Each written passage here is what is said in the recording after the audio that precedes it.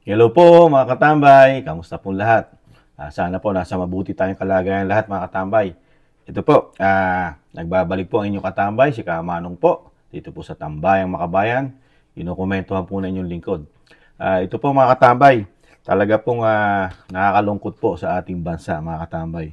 Talaga pong ang ginagawa po ng ating mga lingkod bayan na sinasabing dapat ay nagtatrabaho sa bayan. Hindi po nangyayari po ngayon sa bagong Pilipinas mga katambay. Kasi po sila, nagtatrabaho po yata sila sa mga kani-kanilang interes mga katambay, sa pagiging politiko o sa sinasabing pamumulitika. Ito po nakikita natin, halos 2 taon na po na ginagawa po ito. Lalong-lalo po sa Kamara at Senado. Ito po, binuhay na naman po ang walang kamatayang issue dito po sa asawa ng ating Vice President, si Mans Carpio. At dito po sa isang Duterte na naman, si Pulong, si Congressman. Sa kabila po na siya po ay nagsusulong ng batas ng sinasabing drug test bill.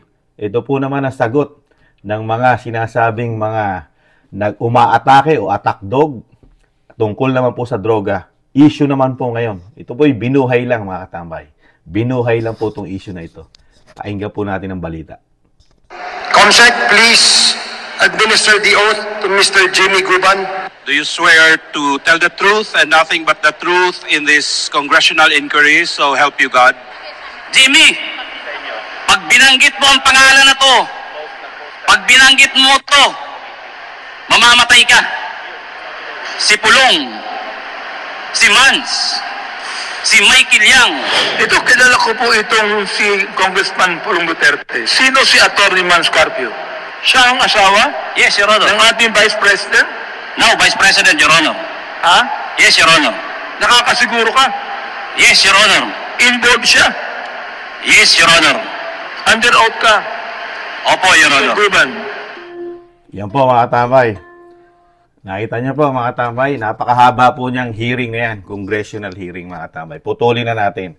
At yan po ay talagang komentuhan natin dahil nga puro political harassment na po ang nangyayari sa pamilya Duterte. Dahil nga ang sabi ng Vice President, dahil nga binunyag ng Vice President ang issue lalo po sa nakita niya at naranasan niya sa sinasabing politika sa ating bansa. Dahil nung matuntong siya sa higher, di ba? Sa higher position as in Vice President, doon niya nakita at napagtagmi-tagmi niya ang talamak na korupsyon, dito po sa national.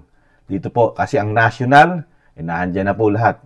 Presidente, Senado, Congress, mga katambay. Dahil galing siya sa LGUs, sa local government, bilang alkalde ng City of Davao.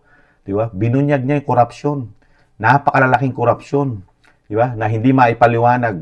Diba? Saka yung sinabi niya pagiging greedy, gahaman sa kapangyarihan na ayaw nang mawala sa kanila, mga katambay. Ito po ang ginagawa nilang pangtakip sa issue, lalo po sa droga na Commander-in-Chief. Di ba mga katambay?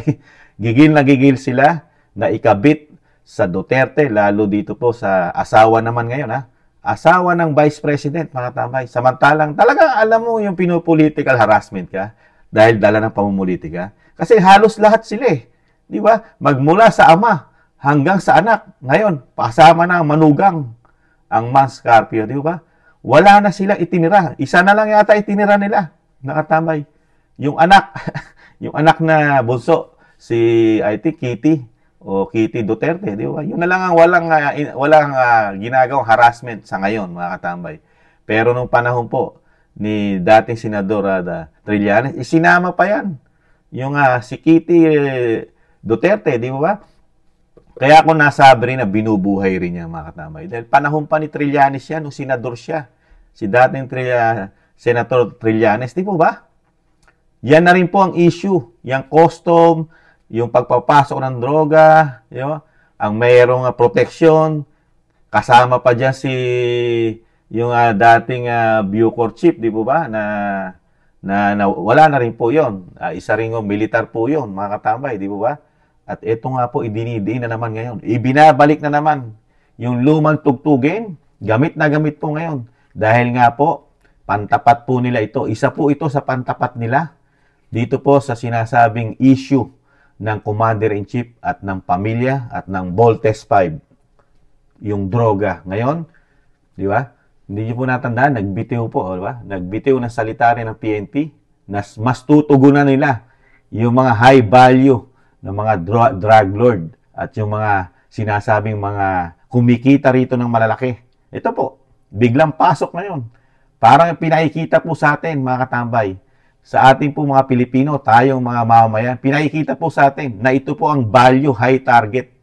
Ito po ang mga matitinding, may sinasabing financier o kumikita o mga drug lord sa Pilipinas dahil nagpapapasok ng sinasabing bulto-bulto o tuni-tuniladang droga, mga katambay, sa Pilipinas. Ano naman po kaya ang credibility o kredibilidad ng isang Jimmy Guban, mga katambay? Itong sinasabi po ng Kongreso. Nakita niyo po, pagdating sa hearing sa mga Duterte, buhay na buhay po ang mga congressman, mga katambay. Gigil na gigil. Nakita po natin kung gaano po sila magtanong at sabing, kilala ko yung isang congressman. Kilala ko, yan. Si Pulong Duterte. At yung si Mans Carpio, kilala rin ng congressman, mga katambay. Talagang matindi. Nakita nyo po ang pagiging bias ng mga mambabatas natin ngayon. Di ba? Talaga ang tinututukan lang, pamilya Duterte, mga katambay. Pero, pagdating sa issue ng Commander-in-Chief, puro wala silang yagbols, mga katambay. Puro bahagang buntot. Dahil, sabi nga ng mga Pilipino, mga may busal ang bibig. At sinabi rin ng Vice President, di ba? Dahil sa pera, isang damukal na pera, di ba? Meron nga raw expert sa pagiging waiter, expert sa pagiging shabu o cocaine, at may expert din sa pagiging gahaman sa pera. Yan po ang napagkikita ni Vice President sa ating lipunan, lalo po sa gobyerno na kanyang nakita nung siya'y maging Vice President. Napakaraming programa, inanod lang ng tubig, mga katambay. Kaya, dito po, media mileage, nakita nyo, buhay na buhay lahat ang mainstream media pagdating sa issue ng mga Duterte. Sama-sama, di ba? Lahat. Makabayang Black, Congress, kasama yung mga senador, ilan-ilang mga senador, hindi naman lahat. At hindi rin naman lahat ng mga congressman baluktot ang paniniwala niyan. Kaya nga lang, hindi naman po ini-interview. Pinipili lang din po ng mainstream media ang kanilang ini-interview. Yung alam nila na papabor sa pamahalaan, yun ang kanilang laging laman ng balita. Real talk, mga katambay. Ganyan ang nangyayari sa ating bansa, mga katambay. Kung hindi papabor sa pamahalaan, never kang interviewin. Madalang pa sa patak na ulan. Wala lang silang magawa dahil pag nagsalita ang Vice President, masisilipan sila ng malaki na sila'y bias dahil Vice President yan. Kaya kailangan nilang interviewin yan at kailangan nilang ibalita yan, mga katambay. Pero kung mga pangkaraniwang congressman lang, nada. Nakita niyo ba bang madalas interviewin din sa Senado yung hindi nila kapanalig? Di ba? Katulad po ni Senator Go. Kinuhanan ba nila ng question yan? Issue, about sa issue. Ang Bato, Senator Bato, di ba? At si Robin Hood, di ba? Sino po ang lagi nyo makikita nagyayaw-yaw sa Senado? Mabibilang nyo di ba? Yung papabor sa gobyerno. Katulad po nito, ibalik po natin dito sa issue na ito. Ito po, mga katambay, lalo lang po nila ipinakikita na ang konstitusyon ng Kamara ay walang kakwenta-kwenta, mga katambay. Walang kwenta. Talagang ito po, sinasabi nga po na simpleng salita, may favoritism. Meron lang pong favorite na dapat pag-usapan sa Kamara. Kaya po, mga katambay, dito po sa nakikita ni Kamanong, wag na po natin, tandaan po natin, mga katambay. Tandaan nyo po itong mga congressman na ito sa mga distrito nyo. Hanggat maaari po, mga katambay, wag nyo na po ibalik ito. Ito, mga ito.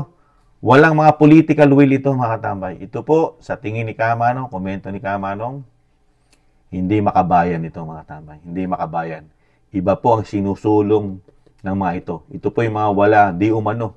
mga walang dignidad, mga tambay. Ito po, sa tingin ni Kamanong, meron po rito. Kumbaga sa sasakyan, may nagbobondary po dito, mga tambay. Di ba? Pagka ikaw ay bumibiyahe ng taxi, mga tambay, di ba? May kita na sa Congress, tapos mayroon pang magbibigay sa iyo ng extra bondary, mga tambay. Di ba? Pag may biyahe ka ng jeep, di ba? Boost. May mga komisyon ka, bibigyan ka pa ng another komisyon. Yan ang nakikita ni Kamanong sa ating mga mambabatas ngayon. Kasi, paano mapapaniwala ang mga taong bayan katulad ni Kamanong? Gigil na gigil tayo sa mga Duterte, pero ang lalaki ng issue ng pamahalaan, ang lalaki ng issue ng Commander-in-Chief, ni isa, wala tayong pinanggigigilan, mga katambay. Wala tayong pinanggigigilan na i-hearing, imbestigahan sa Kamara. Parang lahat ng nangyayari sa gobyerno, parang yung mga korupsyon, mga nasasayang na proyekto na bilyon-bilyon, wala kayong pakialam doon, mga congressman. Wala kayong gigil doon. Parang yung pera ng taxpayer na nawala at nakapangutang pa tayo ng isang damukal na pera sa labas ng bansa. Okay lang sa inyo yun. Walang issue ron. Hindi kayo nangihinayang sa pinagpaguran at pinagpawisan ng mga taxpayer na mga nagtatrabaho samantalang kayo naka-aircon lang dyan. Ano tinatrabaho nyo dyan? Ang sasarap ng buhay nyo. Di ba? Ang sasarap ng kinakain nyo riyan. Ang lalaki ng sweldo nyo. Meron pa kayong mga extraordinary. Tapos yan lang ipapakita nyo sa amin. Yung mga ganyang klaseng trabaho, pamumulitika. Sino maniniwala sa inyo na sangkot sa droga at kilalaking droga yan ang asawa ng Vice President at ang Congressman Pulong? Sige nga, bakit puro kayo nag-iimbestiga? Ni hindi mala isinampa sa korte ni Trillanes yan nung panahon na yon at hindi rin pinaimbestigahan niya sa NBI. Di ba? Walang investigasyon niya na malaking investigasyon. Di ba? Puro ang hearing lang sa Kongreso. Kung ganyan ang kilalaking bulto, yan po ay talagang dapat imbestigahan po ng lahat ng kapulungan ng ahensya ng gobyerno yan. Di po ba? Hindi lang po ang Kamara. Pagkatapos yan, wala na yan. Di ba? Wala na yan. Matatabunan na po yan. Dahil po pamumulitika lang po, komento ni Kamanong, parte ng pamumulitika lang po yung mga katambay. Kaya nakita nyo po, putok na putok agad. Sa balita. Pinaikita po sambayan ng Pilipino, ang tunay na sumisira sa bayan ay ang pamilya Duterte. Kasama ang asawa ng Vice President. Dahil mismo ito, pamilya Duterte, ay sangkot sa pinakamalaking shipping ng droga. Sino maniniwala sa inyo? Siguro yung 20% na lang na mahigit 20% na lang naniniwala sa Pangulong Marcos Jr. Yun na lang siguro maniniwala. Pero yung mas higit doon, hindi nyo mapapaniwala yon. Di ba? Yung sumusuporta at nagmamahal at nakakita ng trabaho na ginawa ni dating Pangulong Duterte at ng mga Duterte, yung ginagawa nilang trabaho, na ang inuunay kapakanan ng mga Pilipino, hindi kapakanan ng mga oligarch, hindi kapakanan ng mga bulsa ng mga mamabatas. Komento ni Kamanong, mga tamay. Komento ko. Di ba ba?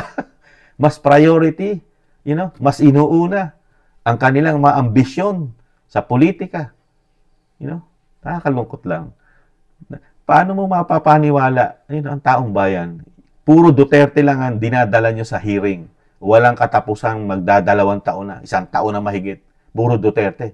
Pero pagdating sa pamilya Marcos, sa presidente, wala kayong nakikitang anomalya. Napaka-perfect naman po yata ng ating pamahalaan ngayon. Kahanga-hanga po ang Marcos Jr., mga tamay. Siya lang ang naging presidente nang walang bahid ng kahit anumang. Walang issue. May issue man. Blackout, news blackout. Congress blackout. Senate blackout. Lahat blackout ang issue. Pati ang sinasabing ng mga nasasayang na pera. Isang damukal na ginagamit na pera na hindi maipaliwanag.